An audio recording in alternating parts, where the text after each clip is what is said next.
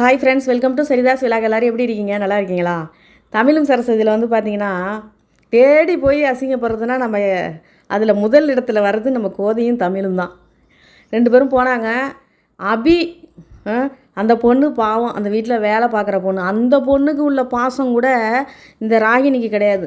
அந்த பொண்ணுன்னா அதுவும் பாவம், ஏதோ சம்பளத்துக்கு வேலை பார்க்குது. அந்த பொண்ணு பாவம் அவ்வளோ நம்பிக்கை வச்சுருக்கு தமிழ் மேலே, அவ்வளோ பாசம் வச்சுருக்கு. அம்மா அம்மானு ஓடி போய்ட்டு வாங்கம்மா உள்ளே வாங்கம்மா உள்ளே வாங்கம்மான்னு அவ்வளோ சொத்தையும் வாங்கிக்கிட்டு, ரெண்டாவது ஆஸ்பத்திரியும் வாங்கிக்கிட்டு இந்த ராகினி வந்தவங்களை வந்து ஏன் வந்தீங்க? அவங்க மாமியார் அதுக்கு முன்னாடி இங்கே என்னத்துக்கு வந்தீங்க? உங்களுக்கு வெக்கமாக இல்லையா? கோர்ட்டில் கேஸ் நடந்துக்கிட்டு இருக்கு, என் பிள்ளைய வந்து கடத்தி கொண்டு போய் இவன் டார்ச்சர் பண்ணியிருக்கான், இப்போ வந்துட்டு நல்லவங்க மாதிரி இங்கே என்னத்துக்கு வந்திருக்கீங்க அப்படிங்கிற மாதிரி அவங்க பேசுகிறாங்க. இது எல்லாமே தேவை தான் அவங்களுக்கு. இன்னும் கழுவி ஊற்றிருக்கணும் நம்ம கோதையும் தமிழையும். இப்போ வந்து இவங்க அமைதியாக நிற்கிறாங்க. நாங்கள் ராகினிகிட்ட சண்டை போட வரல, ராகினிகிட்ட பேச வந்திருக்கோன்ட்டு அப்புறம் சொல்கிறாங்க, இந்த மாதிரி சரஸ்வதி வளகாப்பு நீ வரணும். என்ன ஏன் கூப்பிட்றீங்க? நான் யார் உங்களுக்கு? அதான் கோர்ட்டில் சொல்லிட்டீங்கல்ல வந்துட்டு இது மாதிரி நான் வந்துட்டு இனிமேல் வரவே தேவையில்லைன்னு சொன்னீங்கல்ல, வந்துட்டு தேவையே கிடையாது, நான் வரமாட்டேன்னு அந்த அம்மா ரொம்ப பிகு பண்ணுறாங்க. ராகினி வலியக்க போய் காலில் விழுந்தா பிகு பண்ண தானே செய்வாங்க. இப்போ கோதையம்மா வந்துட்டு அப்படியே சரஸ்வதி ஆசைப்பட்றா, அதுக்காக தான் நாங்கள் வந்து கூப்பிட்ருக்கோம், வர்றதும் வராமல் போகிறதும் உன்னோட இஷ்டம் அப்படி இப்படின்னு சொல்லிட்டு தமிழ் சொல்கிறாரு. சரஸ்வதியோட நிலைமை என்னங்கிறது உனக்கு தெரியும், சரஸ்வதி ஆசைப்பட்டா அதனால தான் வந்தோம். என்னப்பா உலகத்திலே நடக்காதுதா அப்பா, எங்கே பார்த்தாலும் இப்போ குழந்தைக்கு அப்படி தான் இருக்குது. எங்கே பார்த்தாலும் டெலிவரினா பிரச்சனையாக தான் இருக்குது. சரஸ்வதி ஆசைப்பட்டாக்க என்ன வேணாலும் பண்ணிவிடுவாரா? சரஸ்வதி இப்போ மேகனா செத்து போனவங்க உயிரோட வந்தால் தான் நான் வளகாப்பு போட்டுக்குவேன்னா உடனே மேகனா உயிரோட வர வச்சுருவாரா? என்ன கதை? அதோட மறுபடியும் என்னென்னா ராகினி வந்துட்டு வீராப்பா வந்துட்டு அதெல்லாம் நான் வர முடியாது அப்படின்னு சொல்லிட்டு அவங்க உள்ளே போயிடுறாங்க. இவங்க எல்லாம் வந்துட்டு கழுவி ஊற்றுறாங்க. நீங்களா வெளியில் போகிறீங்களா? அந்த ஆள் தண்டசோர் மாமா சொல்கிறாரு, நீங்களா வெளியில் போகிறீங்களா அப்படின்னோடனே, என்ன நாங்களாம் வெளியில் போகலன்னா என்ன பண்ணுவேன் அப்படின்னோன்னா டக்குன்னு மாற்றிட்டார், நாங்கள்லாம் உள்ளே போய் கதவை சாத்திக்குவோம் அப்படின்ட்டு. அதுக்கப்புறம் என்னென்னா இவங்க போயிடுறாங்க. வீட்டுக்கு போய்ட்டு அப்படியே சோகமாக அப்படியே உட்காந்துருக்காங்க. அவமானப்பட்டு வந்துட்டோம் அப்படின்னு நடேசன் சொல்கிறாரு. நீ தேவையில்லாமல் நீங்களாவே தானே போனீங்க, நான் அப்போவே சொன்னேன்ல அவெல்லாம் ஒரு ஆள், அவளை போய் என்னத்துக்கு போய் கூப்பிட போகிறீங்கன்னு சொல்லி நான் சொன்னேன், தேவையில்லாமல் ரெண்டு பேரும் போனீங்க, இப்போ அசிங்கப்பட்டீங்களா அப்படின்னு நடேசன் கேட்குறாரு. கார்த்திக் தாங்க கரெக்டான ஆள். கார்த்திக் சொல்கிறாரு, அவள்லாம் ஒரு ஆளுன்னு அவளை போய் கூப்பிட அவள் இல்லைன்னா வளகாப்பு நடத்த முடியாதா? அவளை போய் வழியக்க கூப்பிட போனதே தப்பு. நீங்கள் போயிட்டு தேவையில்லாமல் அசிங்கப்பட்டு வந்திருக்கீங்க. வீட்டுக்கு வந்தவங்கள்ட்ட வந்து எப்படி நடந்துக்கணும், எப்படி பேசணும்னு கூட தெரியல அவளுக்கு. அவள்லாம் படித்தவளான்னு சொல்லி வசு கேட்குறாங்க. அப்போ கூட இவ்வளோ அசிங்கப்பட்டு வந்து உட்காந்துருக்காங்க. அப்போ கூட நம்ம சரஸ்வதி இவ்வளோதையும் காதில் வாங்கிக்கிட்டு அப்போ ராகினி வரமாட்டாளா? அப்படியே எனக்கு அவ்வளோ கோவங்க அந்த நேரம். எனக்கு அந்த நேரம் அவ்வளோ கோவம் வந்துச்சு. சரஸ்வதியெல்லாம் வந்துட்டு உண்மையில சொல்லப்போனாக்கா உள்ளேயே விட்டுருக்கணும். ஜெயிலுக்குள்ளே போனப்போ உள்ளேயே வச்சுருந்துருக்கணும். ஜெயிலுக்குள்ளேயே குழந்த பிறந்திருக்கணும். அங்கேயே இருந்து கஷ்டப்பட்டு அவங்க வளர்த்துருந்தாதான் அவங்களுக்கு தெரிஞ்சிருக்கும். அவங்கள வெளியில் எடுத்தது தப்பு. இப்போ சரஸ்வதி வந்துட்டு அப்போ இவ்வளோ அசிங்கப்பட்டு வந்து உட்காந்துருக்கவங்கள்ட்ட அப்போ ராகினி வரமாட்டாளா?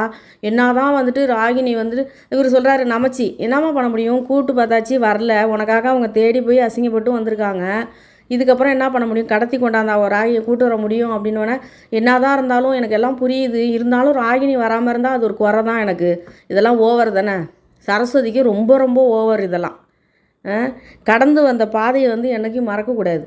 அன்றைக்கி அதே ராகினியாலையும் ராகினி புருஷனாலையும் தான் வெளியில் வந்தாங்க. வீட்டை விட்டு வெளியில் வந்து அசிங்கப்பட்டு வீட்டை விட்டு வெளியில் வந்து வீடு கிடைக்காம ரோட்டில் போய் உட்காந்தாங்க.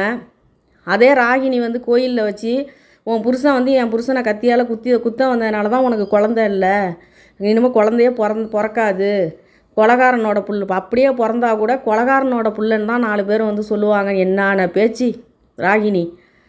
அதெல்லாம் மறந்துடுவாங்களா? அப்படியே குடும்பம் ஒன்றானா பழசெல்லாம் மறந்துடுவாங்களா?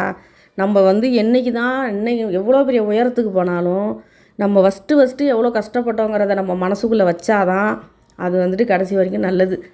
சரஸ்வதி அதெல்லாம் மறந்துட்டாங்க. சரஸ்வதி அதெல்லாம் மறந்துட்டு அப்படியே நல்லவங்களாக இருக்காங்களாம், தியாகியாக இருக்காங்களாம். ஐயோ அம்மா, இவ்வளோ இறக்க மனசு நான் பார்த்ததே கிடையாதும்மா. இப்போ இதோட என்னன்னாக்கா கோதை சொல்லிட்டாங்க, வந்தால் வரட்டும் வராட்டும் போட்டும், நாங்கள் கூப்பிட்றத கூப்பிட்டாச்சு அவ்வளோதான் அப்படின்ட்டு.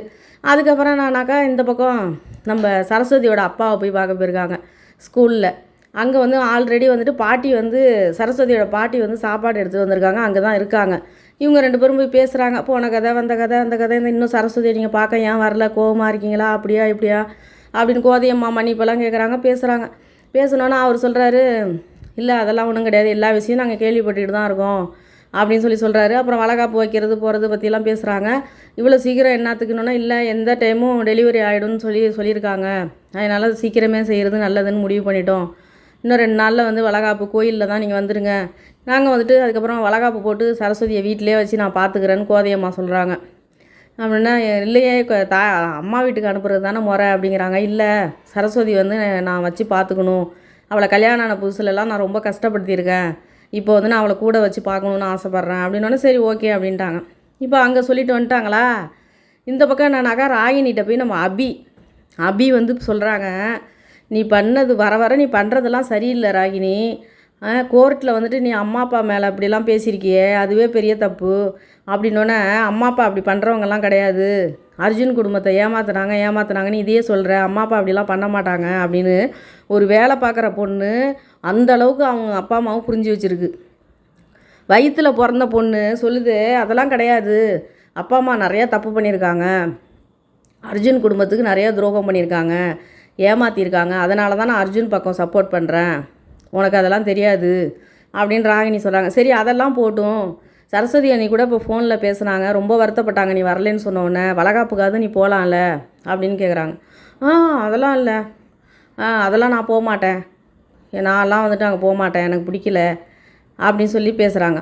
உடனே வந்துட்டு பேசிகிட்டே இருக்கும்போது இந்த குரூப் வந்துடுது, வில்லி குரூப் வந்துட்டு, யாரா எங்கே போக சொல்கிற, உனக்கு வேலை இல்லையா, இங்கே வந்து நின்று பேசிகிட்டு இருக்க, உனக்கு என்ன தெரியும் அவங்கள பற்றியெல்லாம், போய் வேலையை பாருப்போ அப்படின்னு அந்த பொண்ணை மிரட்டி அனுப்பிடுறாங்களா. பொண்ணு அங்கே தான் நிற்கிறாங்க அபி, அதுக்கிட்டே பேசிகிட்டே இருக்காங்க, அதெல்லாம் போகக்கூடாது வரக்கூடாது அப்படி இப்படி. அவங்க இப்போ எதுக்கு தெரியுமா அவனை வழியேக்க வந்து கூப்பிட்றாங்க, இன்னும் கேஸ் முடியல, நீ திரும்ப மாற்றி நீ சாட்சி சொல்ல வேண்டியது தான், அப்படி கூப்பிட்ருக்காங்க, போயிருக்காங்க வந்திருக்காங்க, நீ போகக்கூடாது அப்படி இப்படி, என் பிள்ளைய அடைச்சி வச்சு கடத்தி வச்சு டார்ச்சர் பண்ணான், போகக்கூடாது வரக்கூடாது அப்படி இப்படின்னு. அப்படியே நம்ம நல்லவர் அர்ஜுன் வராரு. அங்கே வந்து என்ன சொல்கிறாரு, என்னாச்சு அப்படின்னோடனே, இது மாதிரி கோதையும் தமிழும் வந்து கூப்பிட்டாங்க வளகாப்புக்கு, இப்போ ராகினி வந்து போகலன்னு சொல்லிகிட்டு இருக்கா, அபி வந்து போக சொல்லிகிட்டு இருந்தா, அதான் திட்டிகிட்டு இருக்கேன். அதெல்லாம் கிடையாது, போய் தான் ஆகணும், நம்ம நல்லவர் சொல்கிறாரு, போய் தான் ஆகணுன்னொன்னே இவங்கெல்லாம் டென்ஷன் ஆகிடுறாங்க, அவங்க அக்கா அம்மா அவங்க தண்டசோர மாமா எல்லாம், என்னத்துக்கு போய் தான் ஆகணுங்கிற, அதெல்லாம் போகக்கூடாது, உனக்கு இவ்வளவு நடந்திருக்கு, உன்னை அடைச்சி வச்சு டார்ச்சர் பண்ணியிருக்கான், அதெல்லாம் போகக்கூடாதுன்னொன்னே இவர் அப்படியே நல்ல விதமாக பேசுகிறார் ராகினிகிட்ட. அதெல்லாம் வந்துட்டு 1000 பிரச்சனை இருந்தாலும் உனக்கு வந்துட்டு நம்ம குழந்தை இன்றைக்கி நல்லபடியாக இருக்குது, நீ நல்லபடியாக இருக்குன்னா தமிழால் தான், அவருக்கு பொண்டாட்டிக்கு வந்து இன்றைக்கி நல்லது நடக்கிறப்ப நம்ம போகணும், அன்றைக்கி வந்துட்டு உன்னோட வளகாப்புக்கு வந்திருக்காங்க, நம்ம குழந்தைக்கு பேர் வைக்கிறப்ப அவ்வளோ பிரச்சனை நடந்தப்போ கூட வந்தாங்க, அதனால் வந்துட்டு நம்ம போய் தான் ஆகிறோம் அப்படின்னு சொன்னோன்னே இவங்கெல்லாம் சொல்கிறாங்க, நாங்கள்லாம் அந்த மானங்கட்ட வீட்டுக்கு நாங்கள் வரமாட்டோம் அப்படின்னு இவங்கெல்லாம் பேசுகிறாங்க. ஆனால் அர்ஜுன் வந்து சொல்கிறாரு, அதெல்லாம் கிடையாது ராகினி, நாளைக்கு வந்து எல்லாருமே சேர்ந்து ஒன்றாயிடுவோம், அப்போ வந்து சரஸ்வதி வீட்டு அந்த ஃபங்க்ஷனில் நம்ம அட்டன் பண்ண முடியலன்னு மனசு கஷ்டப்படும், கண்டிப்பாக நம்ம போய் தான் ஆகணுன்னொன்னே ராகினி சொல்கிறாங்க, என்ன இவ்வளோ நல்ல மனசாக இருக்கீங்க, உங்கள் நல்ல மனசு எங்கள் வீட்டில் உள்ளவங்க யாருக்குமே புரியல அப்படிங்கிறாங்க. இல்லை ராகினி, நாளைக்கு நம்ம கண்டிப்பாக போகணும், நம்ம வீட்டு ஃபங்க்ஷன் நம்ம எல்லாமே எப்படி, நாளைக்கு நம்ம கண்டிப்பாக போகணும் அப்படிங்கிறாரு. உடனே ராகினி, எனக்கு இப்போ வரத்துக்கு விருப்பமே இல்லை, நீங்கள் சொல்கிறீங்களேன்னு நான் வரேன் அப்படின்னு சொல்லிவிட்டு அவங்க உள்ளே போயிடுறாங்க.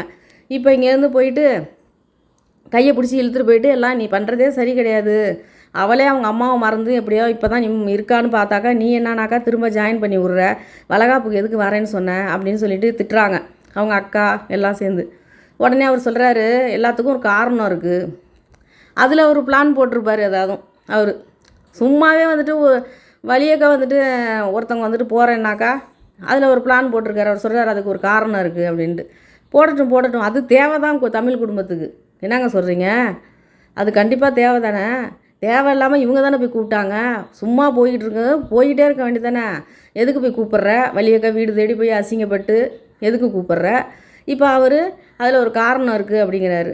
ஏதோ ஒரு பிளான் போடட்டும், ஏதோ ஒன்று பண்ணட்டும், தமிழ் குடும்பத்துக்கு கஷ்டம் கொடுத்துக்கிட்டே இருக்கும், அவங்களுக்கு தான் கஷ்டம்னாலே அல்வா சாப்பிட்ற மாதிரி இருக்குது நம்ம தமிழ் குடும்பத்துக்கு. அர்ஜுன் எவ்வளோ பிரச்சனை பண்ணி என்ன அசிங்கப்பட்டு என்ன பண்ணாலும் அர்ஜுனையும் அவங்க மன்னிச்சிருவாங்க, ராகினியும் மன்னிச்சிருவாங்க, திரும்ப ராகினி காலில் போய் உழுவுவாங்க, இது தெரிஞ்ச கதை தானே நமக்கு. அதனால் வந்துட்டு அவர் என்ன வேணாலும் பிரச்சனை பண்ணட்டும், நமக்கு என்ன வந்துச்சு, நம்ம ஏன் டென்ஷன் ஆகிக்குவானே, கூப்பிட்டவங்க பாடு போகிறவங்க பாடு, என்னங்க சொல்கிறீங்க. நான் வந்து இன்றைக்கி ஒரே ஒரு விஷயம் உங்கள்கிட்ட கேட்குறேன், ஒரு பெத்த பொண்ணுக்கு கூட அந்த பாசம் கிடையாது, ஆனால் அந்த அபி பொண்ணு அவ்வளோ பாசமாக இருக்குது, அண்ணன் அவ்வளோ பாசமாக இருக்குது.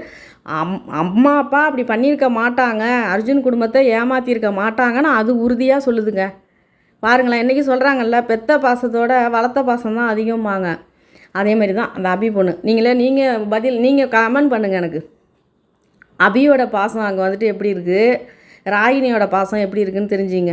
இவ்வளோ சொத்து பத்து வாங்கி கொடுத்து கல்யாணம் பண்ணி வச்ச ராகினி வந்துட்டு அவங்க அப்பா அம்மாவை புரிஞ்சிக்கல, படிக்க வச்சு ஆளாக்கி இவ்வளோ சொத்தையும் எழுதி வச்சு இவ்வளோது பெரிய ஆஸ்பத்திரியும் வாங்கி கொடுத்த ராகினி அவங்க அப்பா அம்மாவை புரிஞ்சிக்கல. அவங்க அப்பா அம்மா கெட்டவங்கங்கிறாங்க. வீட்டில் வேலை பார்த்துக்கிட்டு இருக்க பொண்ணு அவ்வளோ நம்பிக்கையாக பேசுது, நம்ம அப்பா அம்மா அப்படிலாம் பண்ணியிருக்க மாட்டாங்க ராகினின்னு. அபி அந்த இடத்துல வந்துட்டு நல்ல பொண்ணா, இந்த ராகினி நல்ல பொண்ணா? அபியோட பாசம் பெருசா ராகினியோட பாசம் பெருசான்னு நீங்கள் எனக்கு கமெண்ட் பண்ணுங்கள். அதே போல் தான் அந்த வீட்டில் நமச்சி எவ்வளோ பேர் இந்த உலகத்தில் இருக்காங்க. எந்த ஒரு சுயநலமும் இல்லாமல் யாருக்கும் எதுவும் பண்ணிட மாட்டாங்க. ஆனால் நமச்சி அந்த வீட்டில் இருந்துக்கிட்டு ஒரு எடுபுடி மாதிரி அந்த வீட்டில் வந்து ஓடுறது ஓடியாடுறது, அவங்க சொல்கிற வேலையை கேட்டுக்கிட்டு, அவருக்கும் வேலை தெரியும், அவரும் மெக்கானிக் ஏதோ வேலை பார்க்குறாரு. அவர் நினச்சாருனாக்கா அவர் வாழ்க்கைக்கே அவர் தனிப்பட்ட முறையில் சேர்த்து வைக்கணும், போகணும் வரணும்னு என்ன வேணாலும் பண்ணியிருக்க முடியும். ஆனாலும் தமிழ் கூடவே இருந்துக்கிட்டு தமிழ் குடும்பத்துக்காக ஓடி ஓடி அவர் உழைச்சிக்கிட்டு இருக்காரு, எல்லாம் பண்ணி கொடுக்குறாரு, தமிழ் வீட்டிலே இருக்கார்.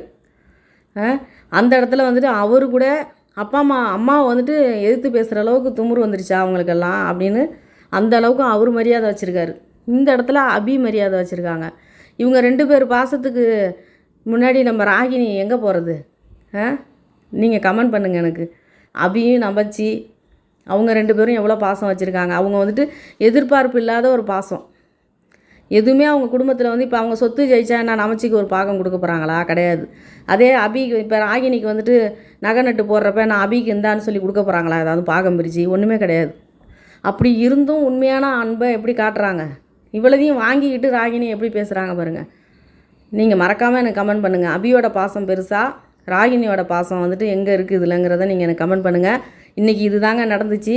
கண்டிப்பாக அர்ஜுன் வந்துட்டு ஒரு காரணம் இருக்குது, வளகாப்பில் ஏதாவது ஒரு கலகத்தை மூட்ட போகிறாருங்கிறது நல்லா தெரியுது. பண்ணட்டும், அது தமிழ் குடும்பத்துக்கு தேவை தான். தேவையா தேவையில்லையா நீங்களே சொல்லுங்கள். நம்ம தானே போய் கூப்பிட்டோம், இவர் தானே போய் கூப்பிட்டாங்க. அசிங்கப்படட்டும், கஷ்டப்படட்டும். சரஸ்வதி வந்துட்டு நான் நாத்தனார் இல்லைன்னா எனக்கு அவ்வளோதாங்கிற மாதிரி பேசுகிறாங்கல்ல, கஷ்டப்படட்டும். என்னங்க சொல்கிறீங்க?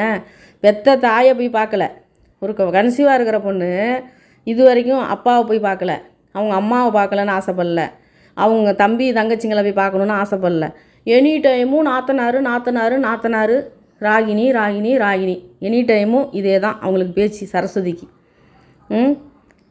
அங்கே போய் அவங்கள பார்க்கணுன்னு ஆசைப்பட்டாங்களா? இல்லை எங்கள் அப்பா அம்மாவை போய் கூப்பிட போகிறீங்களா, நானும் வரேன்னு சொல்லிட்டு வந்து பார்க்குறதுக்கு வராங்களா? ஒன்றும் கிடையாது. அவங்கள பற்றி பேசவே மாட்டாங்களே, அவங்க வாயிலேருந்து வரவே வராது. அவங்க அம்மா வீட்டு கதையே பேச மாட்டாங்க. எனி டைமும் ராகினியை பற்றியான கவலை தான் அவங்களுக்கு. பரவாயில்லைங்க, பாராட்ட வேண்டியதான். இதை மாதிரிலாம் கூட சில பேர் வந்துட்டு அவ்வளோ பாசமாக இருக்காங்களா நாத்தனார் மேலே அப்படிங்கிறதெல்லாம் பெரிய விஷயந்தான். சரிங்க, இன்றைக்கி இது தான் நடந்துச்சு. அர்ஜுன் வந்து பிளான் போட்டுட்டாரு, வளகாப்புக்கு போய் ஏதோ கலகம் மூட்டணுன்ட்டு. ராகினியும் அர்ஜுனும் இப்போ வளகாப்புக்கு போகிறதுக்கு முடிவு பண்ணிட்டாங்க. இதோடு இன்றைக்கி முடிச்சிருக்காங்க. நீங்கள் மறக்காமல் எனக்கு கமெண்ட் பண்ணுங்கள்.